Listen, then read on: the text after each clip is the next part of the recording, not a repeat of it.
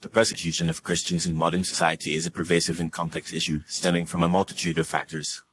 Despite the advancement of human rights and the supposed separation of church and state, Christians continue to face discrimination, marginalization, and outright violence. This phenomenon can be attributed to a combination of historical, cultural, and ideological factors. One of the primary reasons for Christian persecution is the prevailing secularism and atheism in many societies. The rise of secular humanism has led to a decline in traditional values and the erosion of Christian influence in public life.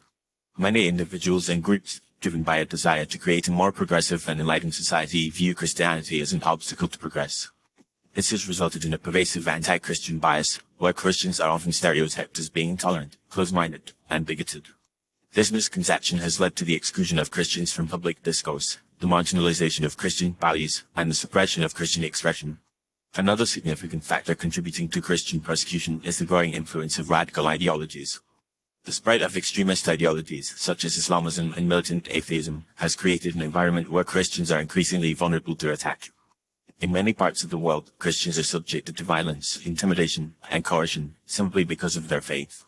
The destruction of Christian communities, the desecration of churches, and the murder of Christian leaders are all too common phenomena. This violence is often perpetrated by extremist groups who view Christians as a threat to their dominance and seek to eradicate them. The media also plays a significant role in perpetuating Christian persecution.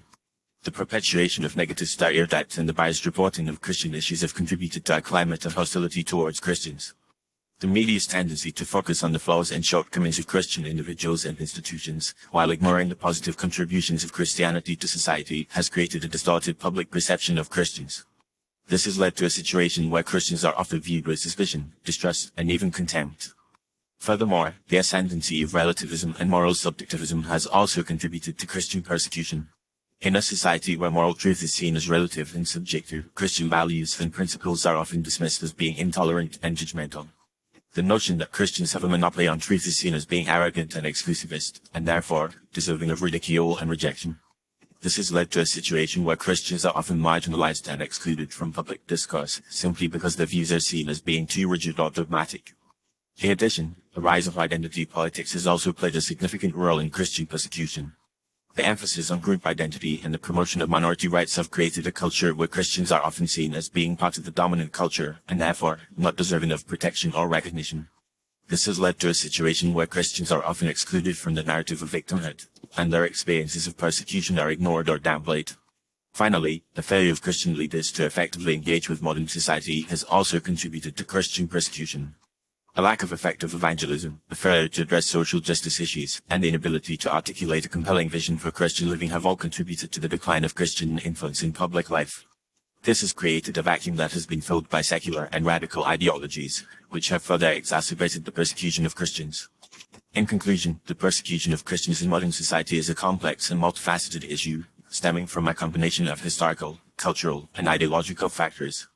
The rise of secularism, the influence of radical ideologies, the media's perpetuation of negative stereotypes, the ascendancy of relativism, the rise of identity politics, and the failure of Christian leaders to effectively engage with modern society have all contributed to the marginalization and exclusion of Christians.